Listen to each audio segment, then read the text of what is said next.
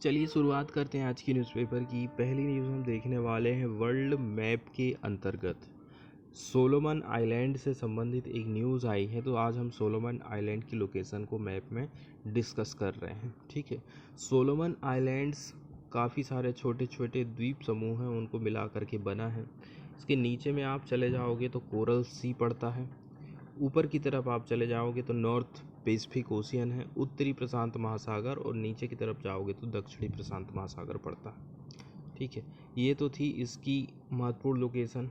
तस्मान सागर, Indian ocean, और ये वाला जो हिस्सा आप देख रहे हैं, ये वाला हिस्सा इंडोनेशिया का आ जाता है आपका।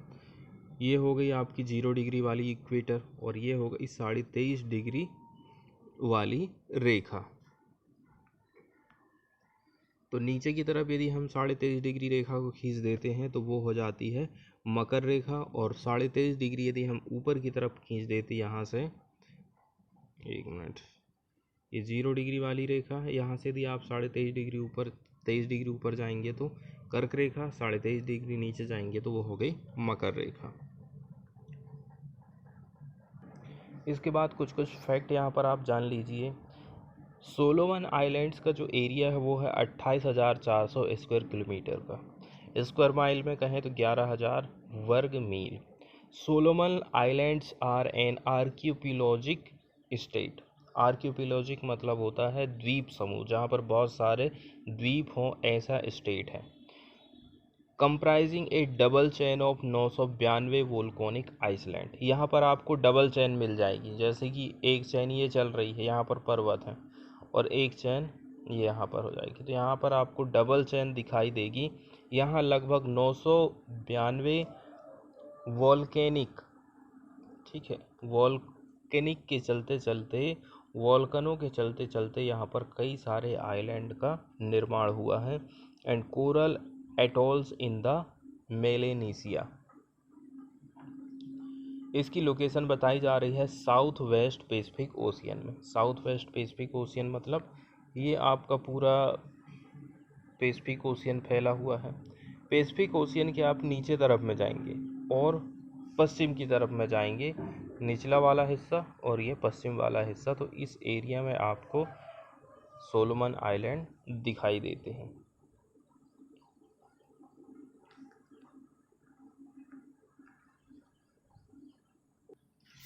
अब हम चलते हैं न्यूज़ की तरफ और देख लेते हैं न्यूज़ में क्या बताया गया है। सोलोमन आइलैंड ने सस्पेंड कर दिया है जितनी भी विजिट है फॉरेन नेवीज़ की, उसको सस्पेंड कर दिया है। सोलोमन आइलैंड ने सस्पेंड कर दिया है visits from all foreign navy. यदि भारत की नेवी वहाँ जाना चाहती है तो उसको भी वो सस्पेंड कर दिया है। ठीक है, आखिर इसका रीज़न क्या है? Citing a need to review approval process. यहाँ पर आपको अप्रूवल प्रोसेस की ज़रूरत है। The country's leader said on Tuesday after US coast guard ship was unable to refuel its port. ऐसा कब हुआ? जब ये जो यूएस कोस्ट गार्ड का जो शिप रहा था वो यहाँ पर जो ईंधन है ना रिफ्यूल नहीं कर पा रहा था इसके पोर्ट से। अब ये जो डिसीजन है ना ऐसे टाइम में आया है जबकि कुछ कंसर्न है over Solomon's growing ties with China. ठीक है, अब एक तो अमेरिका को दिक्कत हो गई। दिक्कत इसीलिए हुई क्योंकि सोलोमन आइलैंड के जो रिलेशन है चाइना के साथ में हाल ही के वर्षों में बढ़ते जा रहे हैं। Switching diplomatic recognition from Taipei to Beijing in 2019। यहाँ पर हमको डिप्लोमेटिक रिकॉग्निशन देखने को मिला था ताइपेई से बीजिंग में 2019 में। And signing a security pact with the Asian power in April. अप्रैल के महीना में कुछ सिक्योरिटी पैक्ट भी सिग्नेचर किए गए थे।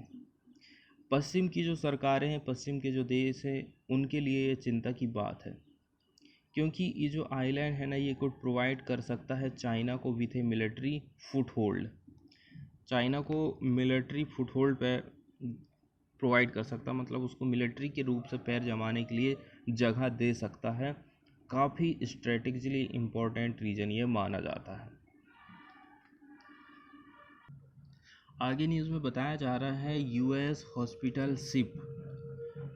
यूएस के हॉस्पिटल शिप का क्या किया गया, वेलकम किया गया कैपिटल होनियारा में प्राइम मिनिस्टर मनीष सुगावारी के द्वारा। उनका कहना है वो रिव्यू कर रहे हैं प्रोसेस को ताकि अलाउ कर सकें फॉरेन मिलिट्री वेसल्स को, मतलब फॉरेन से कोई भी जहाज़ यदि आ रहा है कि वो हमारे देश में एंटर करे, इसके लिए जो प्रोसेस है उसके लिए हम अभी रिव्यू कर रहे हैं। We have requested to our partner to give us time, हमने हमारे पार्टनर को बोल दिया है कि आप हमें कुछ टाइम दीजिए ताकि हम रिव्यू कर सकें। And put in place our new processes before sending further request for military vessel to enter country. आगे उनका कहना है प्रोसेसिंग में डिले हो रही है क्योंकि अप्रूवल में टाइम लग रहा है। US coast guard ship and British navy vessels meet both were turned away. इसके बाद वाली न्यूज़ साइंस से रिलेटेड है। एक रोग है जो कि पशुओं में देखा जा रहा है, खासकर यदि हम बात करें गाय और बैलों में, तो जिसका नाम यहाँ पर रखा गया है लंपी स्किन डिजीज़। ठीक है, अब चूंकि इसके नाम से ये क्लियर हो गया है कि ये स्किन से रिलेटेड डिजीज़ है, तो इसके बारे में ये बताया जा रहा है कि ये काफ़ी हाईली इन्फेक्शियस वायरल डिसीज़ माना जाता है जो कि इफ़ेक्ट करता है ऑल ब्रीड्स ऑफ कैटल। जानवरों में, सभी प्रकार के जानवरों में हमको देखने को मिल रहा है। इसके साथ साथ में जो वाटर बफेलो होते हैं उन पर भी इसका असर देखने को मिला है। इसका जो रीजन है वो एक वायरस है जिसका नाम है Capri pox virus and is genetically related to the goat pox and sheep pox virus family। Genetics रूप से यदि हम देखें ना तो इसका इतिहास कहाँ चले जाता है, गोट पॉक्स और शीप पॉक्स वायरस की फैमिली से। ओरिजिन एंड स्प्रीड की यदि हम बात करें तो ऐतिहासिक रूप से एलएसडी जो डिसीज़ है माना जाता है कहाँ, अफ्रीका का, कि ये अफ्रीका तक पहले सीमित हुआ करता था। Where it was first discovered in 1929, पहली बार इसको 1929 में देखा गया था। लेकिन आज के टाइम में आप देखो ना तो जियोग्राफिकली रूप से ये काफ़ी फैलते जा रहा है बियॉन्ड द एंडेमिक एरिया, जहाँ पर ये एंडेमिक बीमारी हुआ करती थी। It was first reported in Asia and Pacific region in 2019, पहली बार उस अफ्रीका से बाहर यदि आप देखोगे तो 2019 में एशिया और पैसिफिक रीजन में फैला था ये।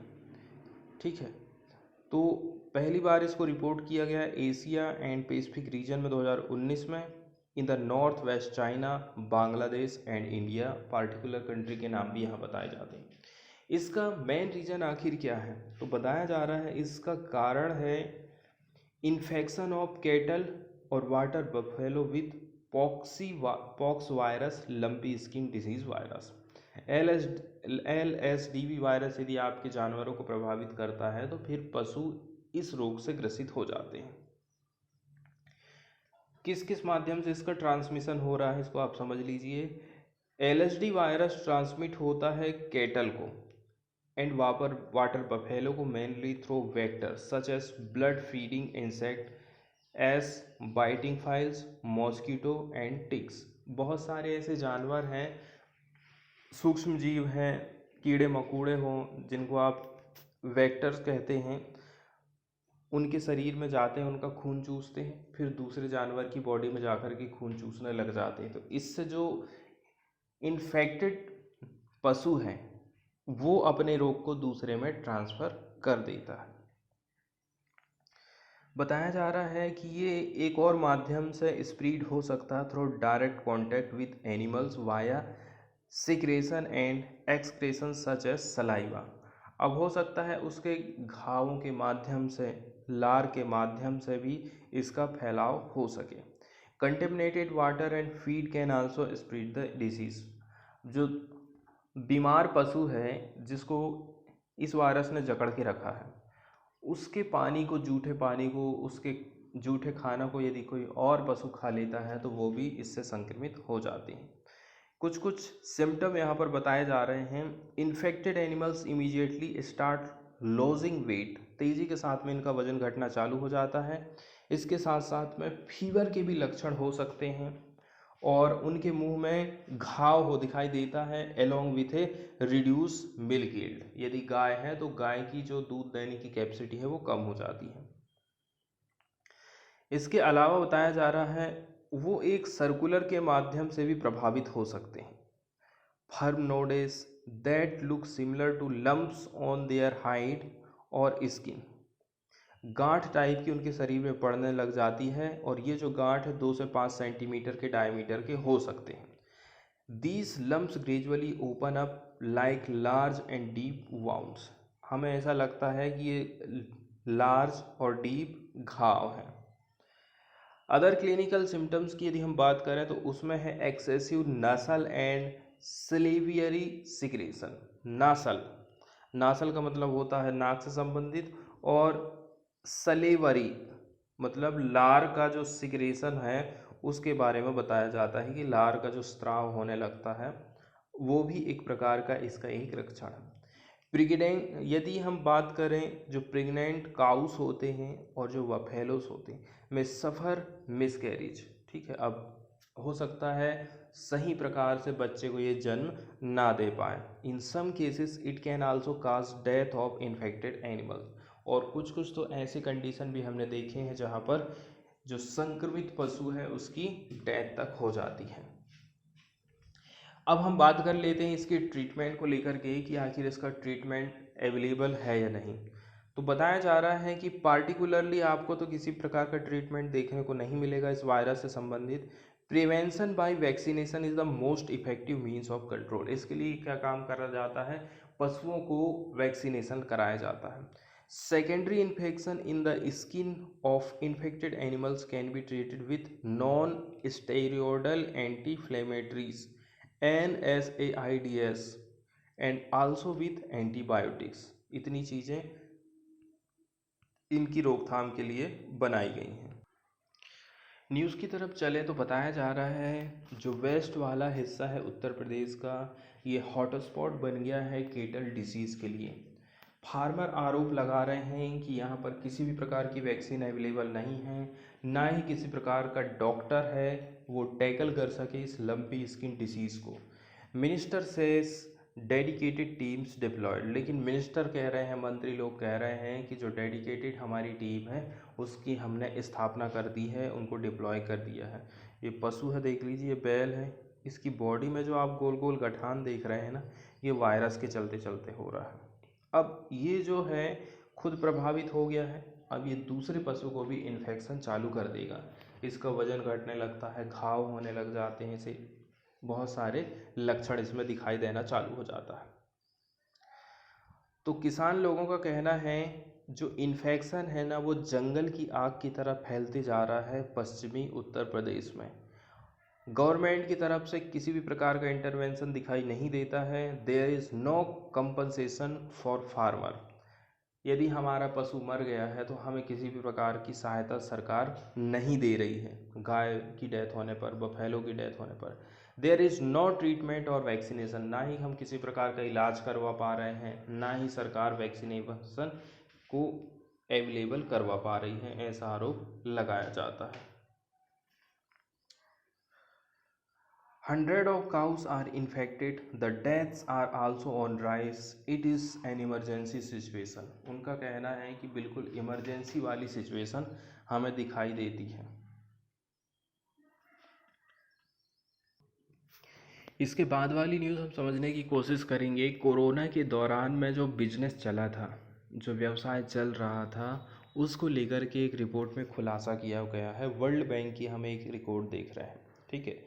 भारत केवल धोखाधड़ी का निशाना उस टाइम में नहीं बना था, बल्कि 200 मिलियन घटिया, गंदे और पुराने मेडिकल नाइट्राइल वाले दास्ताने अमेरिका द्वारा महामारी के दौरान थाईलैंड की एक कंपनी से खरीदे गए थे। वहीं विश्व बैंक और एशियन इंफ्रास्ट्रक्चर इन्वेस्टमेंट बैंक ने बताया है कि भारत में लगभग $1.5 बिलियन 11,983 करोड़ रुपए की कोरोना आपातकालीन प्रतिक्रिया और स्वास्थ्य प्रणाली सुदृढ़ीकरण परियोजना के लिए वित्त पोषित किया गया था। मतलब इतना पैसा उनकी तरफ से दिया गया था। रिपोर्ट में कहा गया है कि भारत महामारी के प्रबंधन में कई चीज़ें हासिल करने में तो कामयाब हो गया था, जिसमें एक था केंद्रीय खरीद agency HLL life care limited, जिसे फरवरी 2020 में शामिल कर लिया गया था। एक और अच्छी बात ये भी यहाँ पर बताई जा रही है कि हमारी कुछ लिस्ट बनी है, उसमें इंडिया भी शामिल है कोरोना के दौरान में। और ये कहना है कि कंट्री ने मैनेज कर लिया था टू स्केल अप। 18 हमारे पास लेबोरेटरी हुआ करती थी, उसको 1800 से हमने 2500 टेस्टिंग लेबोरेटरी बनाए थे रैपिडली, लगभग 4 महीना के भीतर में ही। और हम बिकम हो गए थे, बन गए थे ready to face future pandemics. यदि फिर कभी पेंडेमिक की घटनाएं बढ़ती हैं तो हम उनको फेस कर पाएंगे। And health emergencies that pose serious challenges for global supply chain. और ऐसा नहीं है कि इस दौरान में भारत दूसरे देश के ऊपर ही डिपेंड रहे कि कब वहाँ से हमें दस्ताने मिलेंगे, कब हमें टेस्टिंग किट मिलेगी। तो हम किसी के ऊपर डिपेंड नहीं रहना चाहते थे। इसके बाद वाली न्यूज़ आई है एक इकोनॉमिस्ट से रिलेटेड, जिनका नाम रखा गया है अभिजीत सेन। इनकी डेथ हो गई 72 साल की उम्र में। अभिजीत सेन और फॉर्मर मेंबर रहे थे ये प्लानिंग कमीशन के। उस समय में जब योजना आयोग रहा करता था तो उसके एक मेंबर थे। फॉर्मर चेयरमैन भी रहे थे किसके, commission for agriculture cost and prices के।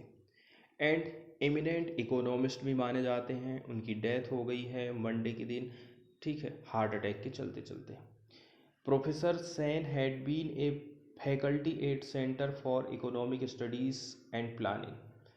Centre for economic studies and planning में ये प्रोफेसर भी हुआ करते थे, फैकल्टी के रूप में काम करे थे जवाहरलाल नेहरू यूनिवर्सिटी में 1985 के दौरान। टू हिज सुपरनेशन इन 2015 तक ये अपने काम करते रहे। Politician, academics, student, farmers leader and activists remembered him for his contribution in areas such as MSP, rural economy and rural employment. चाहे वो लीडर हो, चाहे वो किसान हो, चाहे वो स्टूडेंट हो, सब लोग इनको याद करते हैं क्योंकि इन्होंने ही MSP हमको प्रोवाइड कराई थी। सीनियर कांग्रेस के लीडर रहे थे एंड फॉर्मर मिनिस्टर हैं जयराम रमेश। उनका कहना है जो प्रोफेसर सेन थे one of India's finest economist है ना। तो जो फाइनेस्ट इकोनॉमिस्ट हैं उनकी लिस्ट में आते हैं कौन, ये जो प्रोफेसर है ना सेन। तो ये पिक्चर देख रहे हैं आप, अभिजीत सेन की ये पिक्चर है। बताया जा रहा है कि 1985 में जवाहरलाल नेहरू विश्वविद्यालय में इन्होंने एडमिशन लिया, जहां वे 2015 में अपनी सेवानिवृत्ति तक एक बहुत सम्मानित शिक्षक बने रहे थे। उनके छात्रों और सहयोगी की ओर से भावभीनी श्रद्धांजलि का सिलसिला कंटिन्यू है, थम ही नहीं रहा है। 2004 से लेकर के 2014 तक ये योजना आयोग के सदस्य बने रहे थे। थोड़ा सा और यदि इतिहास इनका हम जानें तो पूर्व प्रधानमंत्री मनमोहन सिंह के कार्यकाल के दौरान 2004 से लेकर 2014 तक योजना आयोग के सदस्य रहे थे। सेन को 2010 में पद्म भूषण से सम्मानित किया गया था। फिर 2014 में राष्ट्रीय जनतांत्रिक गठबंधन के सत्ता में आने पर उसने सेन को दीर्घकालिक अनाज नीति बनाने के वास्ते एक उच्च स्तरीय कार्यबल के प्रमुख का पद सौंपा था, उनको हेड बना दिया था। सेन ने गेहूं और चावल के लिए सार्वभौमिक जन वितरण प्रणाली के घोर समर्थक थे।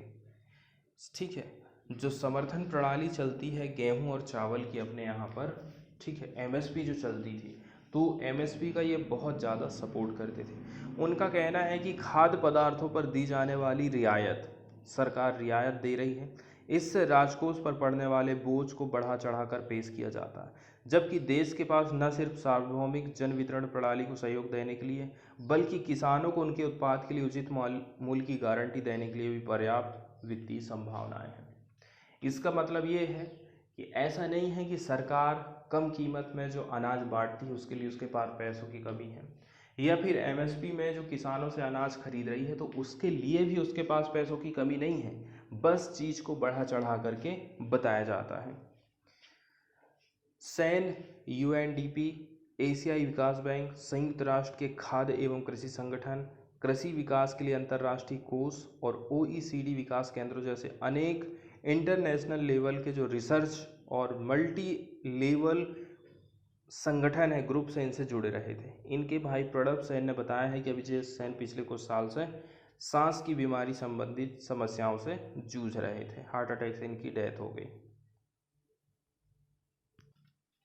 भारत के एयरपोर्ट को लेकर के एक आंकड़ा प्रस्तुत किया गया है यहाँ पर कि कौन से एयरपोर्ट में लोगों का ज़्यादा आना जाना होता है। चेन्नई एयरपोर्ट बन गया है कंट्री का 5वें नंबर का बिजिएस्ट एयरपोर्ट। ऑफिशियल का कहना है जो एयर ट्रैफिक है ये इम्प्रूव हो सकता है with in the launch of new flight service. यदि हम और भी ज़्यादा हवाई जहाज़ चलाएंगे तो लोगों का आना जाना और भी बढ़ जाएगा, ऐसा यहाँ पर बताया जाता है। नई दिल्ली, इसके बाद मुंबई, इसके बाद बेंगलुरु, इसके बाद हैदराबाद, चेन्नई और कलकत्ता। तो नंबर 1 पर कौन है?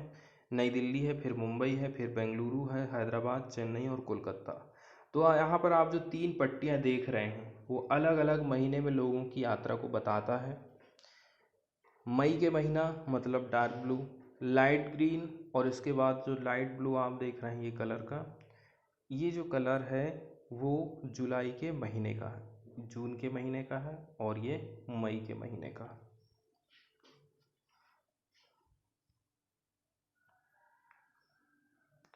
अब आप देख रहे हैं कि 2 साल तक कोरोना का प्रकोप चला रहा, कई जगह लॉकडाउन लगा, लोगों का आना जाना काफ़ी प्रभावित हुआ था।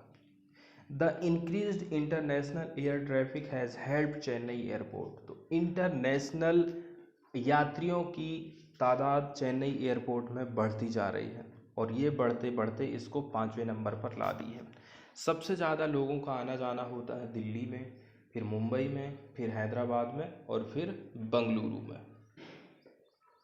एयरपोर्ट अथॉरिटी ऑफ इंडिया का कहना है there has been a consistent increase, continue हम वृद्धि देख रहे हैं इंटरनेशनल पैसेंजर की संख्या में। कुछ महीनों की यदि हम बात कर लें, वहीं मई और जून की बात करें, चेन्नई एयरपोर्ट के पास थे 3.42 लाख व्यक्ति और जून के महीने में 3.88 इंटरनेशनल पैसेंजर यहाँ से गुजरे थे। वहीं यदि आप जुलाई की बात कर लो तो जुलाई में इनकी संख्या और भी ज़्यादा बढ़ गई थी, 4.29 लाख इंटरनेशनल पैसेंजर हो गई थी।